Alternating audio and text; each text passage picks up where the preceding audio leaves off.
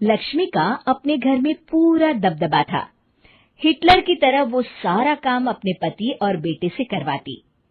धीरे धीरे उसके पति की तबीयत खराब रहने लगी। सुनो जी, अब आप बुजुर्ग हो गए हो, काम में भी अब हाथ आपके फुर्ती से नहीं चलते। अरे भाग्यवान, भगवान से डर, तुझसे मैंने शादी अपने इकलौते बेटे के अच्छे पालन पोषण के लिए की थी, लेकिन तूने तो उसका बेड़ा गर्क कर दिया। मैंने क्या किया? पढ़ाया लिखाया, अब नौकरी नहीं लग रही तो मैं कैसे जिम्मेदार हो गई? अब घर में बैठकर रोटी तोड़ रहा था तो मैंने कहा काम ही कर ले। एक तो भला करो और ऊपर से बातें सुनो। तभी सारंग वहां आ जाता है। बहुत भूख लगी है माँ, कुछ खाने को दे दो। अब तुम्हारे पापा का हाथ तो चल नहीं रहा है, मैं ही जा रही हूँ आज किचन में, बनाती हूँ कुछ। हे भगवान, कैसे होगा इतना काम मुझसे? लक्ष्मी किचन में काम कर रही होती है कि तभी अचानक उसे आइडिया आता है। अरे मैं भी ना, अरे यहाँ तो फ्री की नौकरानी ला सकती हूँ मैं, फिर मैं क्यों खाना बना रही हूँ? उस दिन लक्ष्मी सारंग की पसंद का खाना बनाती है और बैठकर उसे बड़े ही प्यार से खिलाती है। खा ले बेटा, खा ले, पेट भर के खा ले। अरे रुक, मैं तेरे लिए ना गर्मा गर्म रोटियां लाती हूँ। सारंग और उसके पिता एक दूसरे की ओर बड़े ही हैरानी से देखते हैं। बेटा सारंग, जरूर दाल में कुछ काला है, वरना ये औरत तो हमें बासी खाना भी सुकून से ना खाने दे। सुनील की बात लक्ष्मी सुन लेती है और जोर जोर से चिल्लाने लगती है। अरे हाँ, भलाई का तो जमाना ही नहीं रहा। एक तो आग में खुद को जलाकर तुम लोगों के लिए खाना बना रही हूँ और ऊपर से तुम्हें दाल काली लग रही है। अरे माँ, पिताजी का ये मतलब नहीं था, तुम बुरा मत मानो।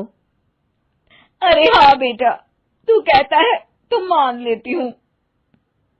लक्ष्मी सारंग के पास बड़े ही प्यार से बैठ जाती है और फिर कहती है, बेटा मैंने ना तेरी शादी करने की सोच ली है।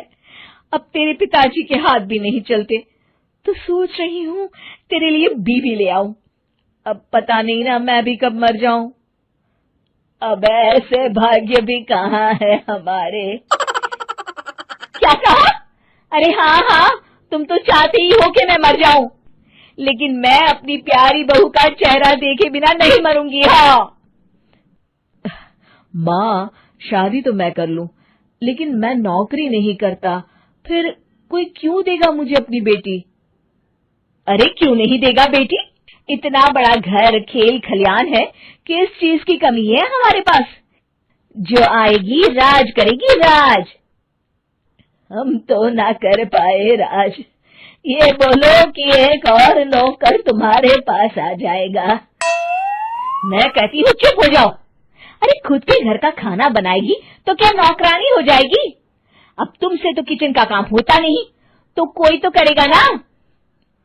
ठीक है माँ, तुम जैसा सही समझो बस। अब मेरी एक शर्त है, लड़की जो भी हो वो दिखने में कैसी भी हो या कहीं की भी हो, बस पढ़ी लिखी होनी चाहिए। अरे हाँ, ला देंगे पढ़ी लिखी बेटा, मैंने कौन सा काम करवाना है उससे। हाँ। और फिर एक दिन पास के गांव की ही रति से सारंग की शादी हो जाती है। रति दिखने में बहुत ही सुंदर थी, साथ ही साथ काफी पढ़ी लिखी थी। रति को लक्ष्मी के सौतेले होने की बात पता नहीं थी। शुरू में जब रति ने सारंग को घर का काम करते देखा तो हैरान रह गई। अरे ये तो अच्छी बात है कि आप घर का काम करते हैं, लेकिन मैं तो घर में ही हूं ना, आप क्यों कर रहे हैं जी? जाइए आप नौकरी के लिए अप्लाई कीजिए ना। तभी लक्ष्मी वहां आ जाती है। अरे रति बहू, करने दे उसे काम। और हाँ, मेरे घर के कुछ नियम है, कायदे हैं, यहाँ बीच में ना ही बोलो तो तुम्हारे लिए अच्छा होगा। रति को लक्ष्मी की बात कुछ अजीब सी लगती है। वो समझ नहीं पाती है कि वो ऐसा व्यवहार क्यों कर रही है, लेकिन उसे लक्ष्मी के सौतेले होने के बारे में कुछ पता नहीं चलता है। फिर एक दिन तो हद ही हो जाती है।